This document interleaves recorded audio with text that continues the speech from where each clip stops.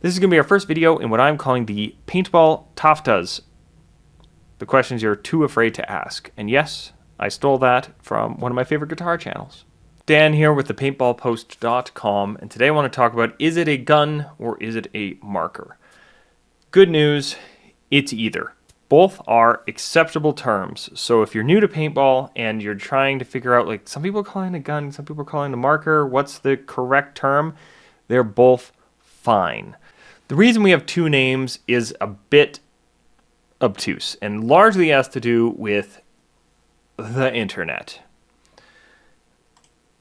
So the very first paintball gun was also called a marker.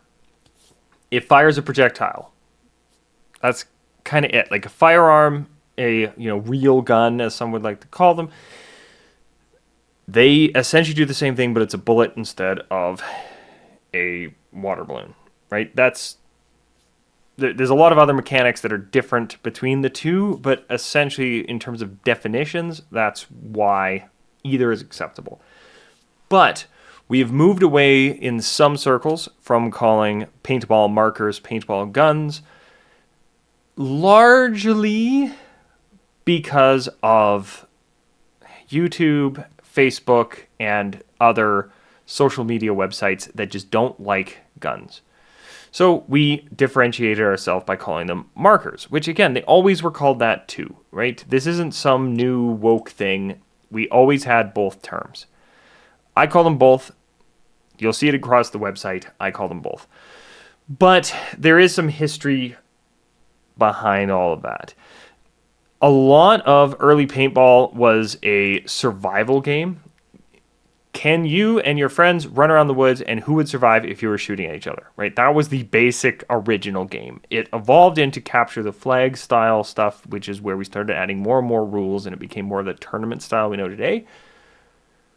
But the Call of Duty in real life thing has largely stuck. That's a bit more popular in the airsoft world, but there are still mil-sim, I want mags in my paintball gun, I'm going to call these bullets, blah, blah, blah.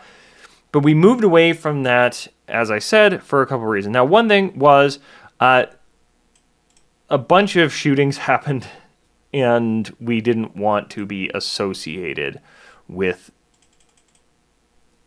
that. Again, this is what we're shooting.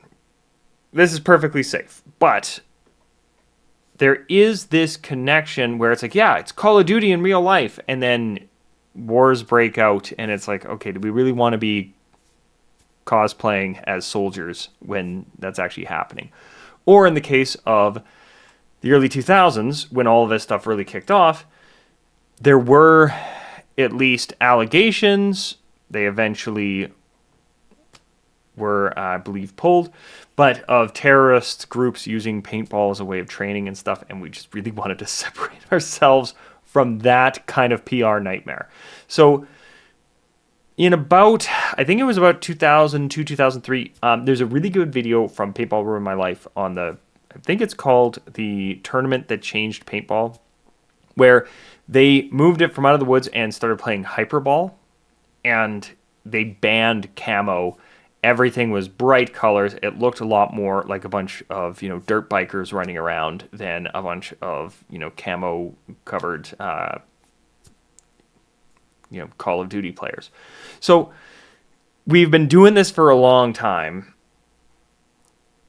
And unfortunately as well, it had to do with some of this internet stuff like I mentioned earlier. So we moved away from using the term gun. You'll see it still used on a lot of websites where they're selling this stuff. But in a lot of cases, they're using the word marker just to make sure that Google knows, hey, this isn't a gun. That's kind of it, right? So Facebook groups, very frequently, you're seeing them, they're covering up triggers on the paintball guns because the auto algorithm stuff they've got going on are seeing those. Some people say that's a myth. Other people have said, I've gotten, posts taken down 4 or 5 times. I know there's been a few YouTube live streams where somebody will have a paintball gun on screen, and their algorithm will say, oh, you have a real gun on screen, and, you know, October 7th was a thing that got live streamed on a bunch of websites. We don't want that. So we're going to block your live stream. Now, it's not everyone, and it seems really arbitrary because if you look at, say, Major League Paintball or other paintball streams where they're showing people actually shooting these things at each other, those don't get pulled down. But me sitting here at my tech mat, I'm running that risk. So I've been testing out some live streams to see if that happens or not. But having, say, paintball gun in the title of the video is going to attract those bots a lot more for combing over my video to see if I'm holding a firearm or not. So, long story short, out and about, just call it whatever you want. You prefer to call it a gun? Cool. You prefer to call it a marker? Cool. Nobody should actually care, right? If you are on a forum or on a Facebook group, or if you're trying to, make sure that, again, algorithms don't get tripped up and stuff, marker can often be the right term for the job.